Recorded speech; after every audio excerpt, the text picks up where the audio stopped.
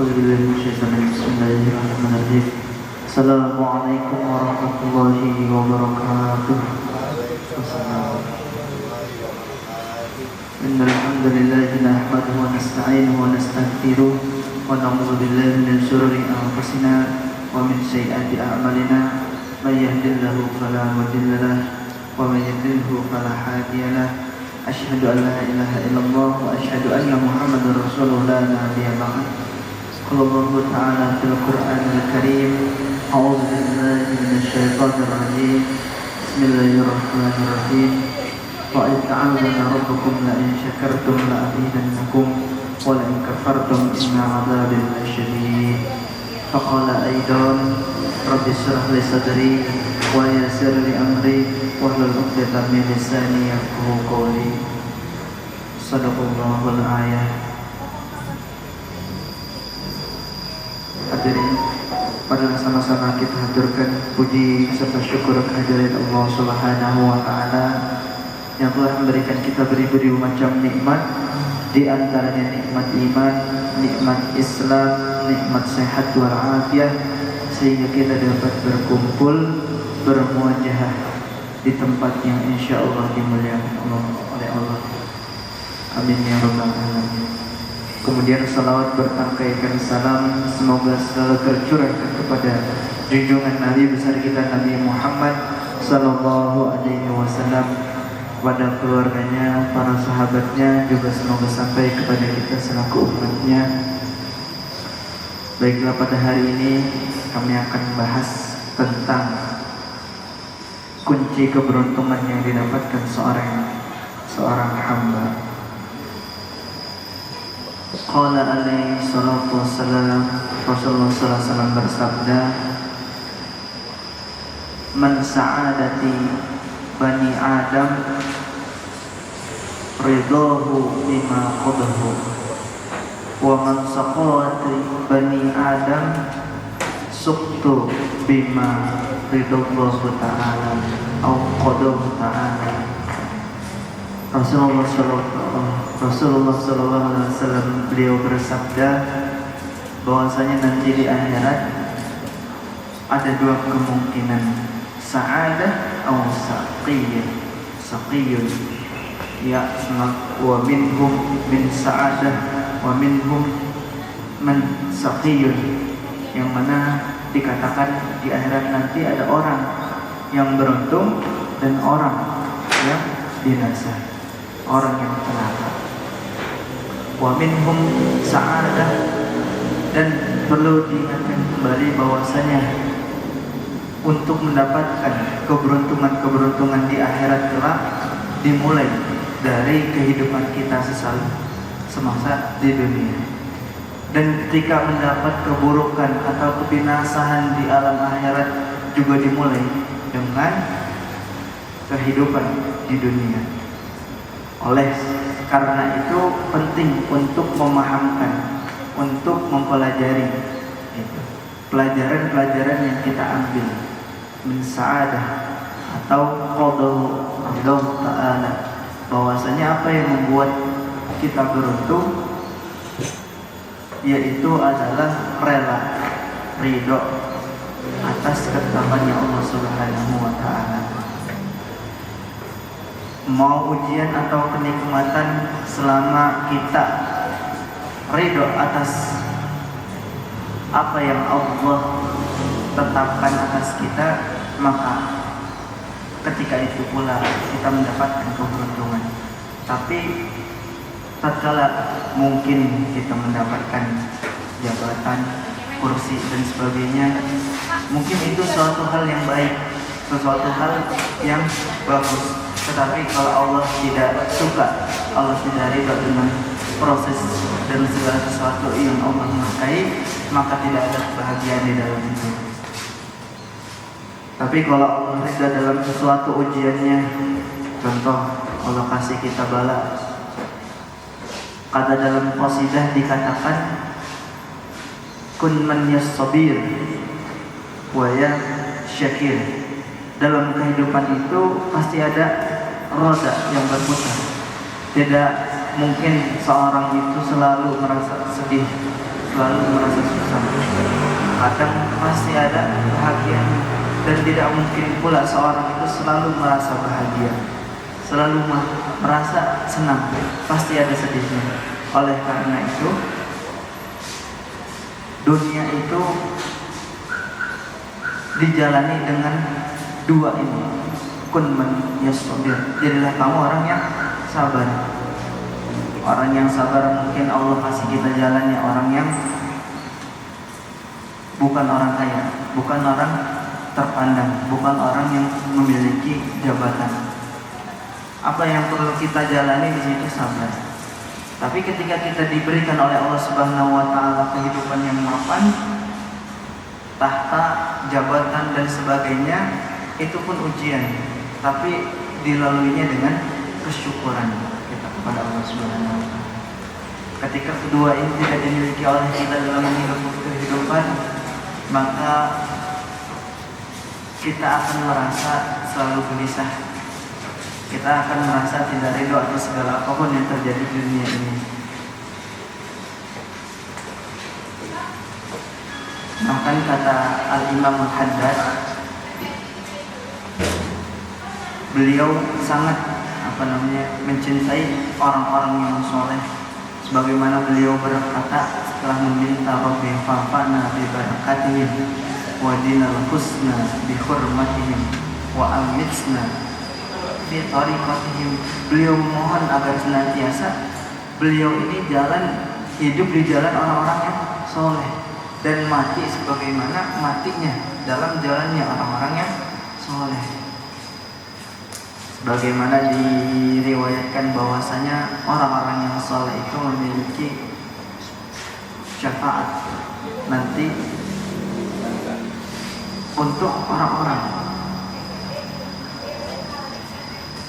Sebagaimana dikisahkan, ada seorang yang dicek amalnya ketika di akhirat kelak. Beliau tidak memiliki amal sama sekali, orang tersebut. Tapi Allah Subhanahu wa taala menanyakan kepada seorang tersebut, apakah kamu pernah duduk di majelis? Apakah kamu pernah mengaji, duduk di majelis, menuntut ilmu? Dia bilang tidak pernah. Kalau gitu, apakah kamu punya teman yang orangnya itu suka sama orang saleh? Dia bilang nggak punya. Kalau gitu, apakah kamu punya teman yang temannya itu suka sama orang saleh? Dia bilang nggak punya. Tapi setelah dicek, ternyata beliau memiliki tetangga, yang dimana tetangga tersebut beliau sangat cinta menghargai kepada orang soleh, dan dengan wasilah cintanya orang soleh tersebut mengakibatkan beliau ini diampuni dosanya oleh Allah Subhanahu wa taala. Kenapa? Karena syafaat orang soleh. Keberuntungan, satu keberuntungan yang didapat ketika kita berkumpul dengan orang-orang yang soleh.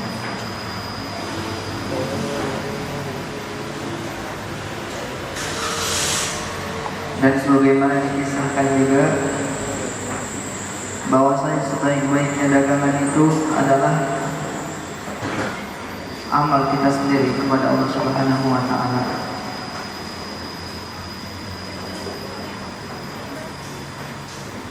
Ibadah yang dilakukan oleh seorang hamba diibaratkan sebagai barang dagangan, yang mana Allah akan membelinya dengan syurga.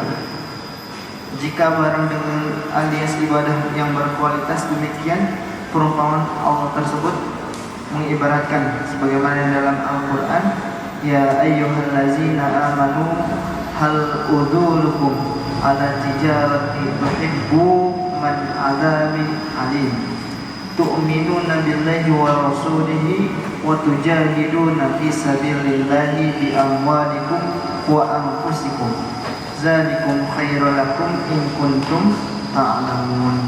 Wahai orang-orang yang beriman, kata Allah Subhanahu wa taala, maukah kamu aku tunjukkan suatu perdagangan yang dapat menyelamatkan kamu dari azab yang pedih, yaitu kamu beriman kepada Allah dan Rasul-Nya.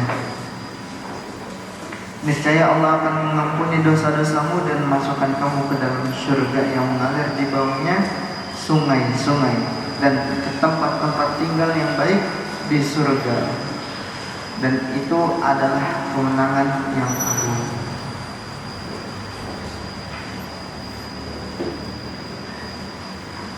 Ayat di atas menunjukkan beberapa amal yang akan dapat keuntungan dalam hal berniaga yang amat besar jika dilakukan, yakni adalah iman kita kepada Allah Subhanahu wa taala dan Rasulnya, serta berjuang di jalan Allah Subhanahu wa taala dengan harta, jiwa, yang mana Allah akan membelinya dengan balasan surga.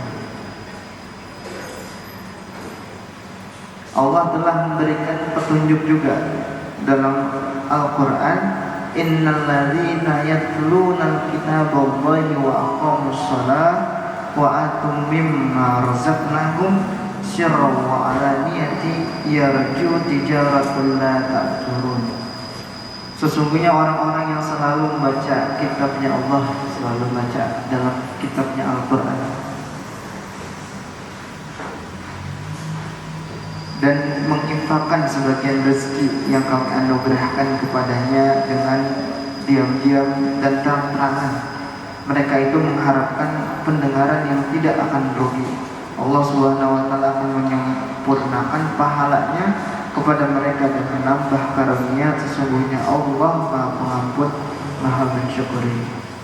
Dari pelajaran kemarin kita telah banyak mendengarkan bahwa misalnya Ramadan yang telah kita lalui kemarin, tanpa sadar kita dipaksa untuk apa? Untuk banyak baca Al-Quran, untuk banyak-banyak sujud kepada Allah Subhanahu wa taala, memperbanyak amalan-amalan kebaikan kita, semata-mata karena ridho di Ramadan. Allah meridhoi bulan Ramadan, dan siapa saja Allah akan meridhoi bagi orang yang meridhoi kita, termasuk melakukan baik dan sebagainya. Dan apakah kita tidak ingin membawa kebiasaan yang baik di Ramadan tersebut untuk kita istiqomahkan di bulan-bulan selanjutnya? Karena sebaik-baiknya tarbiyatun itu adalah tarbiyatullah, tarbiyatul maula, yaitu pendidikannya Allah Subhanahu wa taala. Nah, jadi di Ramadan kemarin itu ternyata Allah sendiri yang mendidik kita. Jadi kalau misalkan mungkin kita nggak terdidik dan kita tidak bisa mengambil faedah dari bulan Ramadan tersebut, entah siapa lagi yang bisa mendidik kita ini. Kalau Allah sendiri yang mendidik aja nggak bisa kita ambil manfaatnya, siapa lagi yang bisa mendidik kita? Allah aja nggak kena bisa. Oleh karena itu kesimpulannya,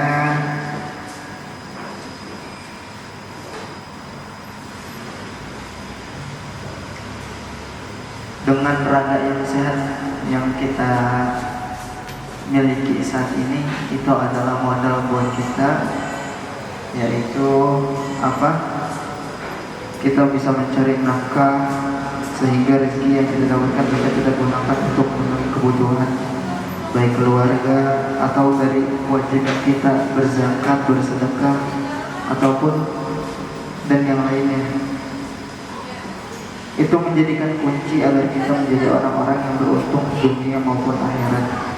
Mati kita, amal kita, kunci tersebut yang mana kita cari atau kita akan mendapatkan keuntungan di akhirat melalui dunia ini. Penting untuk kita menekankan kepada kita kalau ya dunia ini tempatnya. Makanya kalau dalam bahasa Arab itu dikatakan adunya si jenun dari mukmin. Dunia itu menjadi untuk umat mukmin, bekal untuk mencari bekal. Dan sebaik-baiknya kata Imam Haddad, orang yang paling pintar adalah orang yang banyak mengingat mati dan orang yang menyiapkan bekalnya untuk kematian.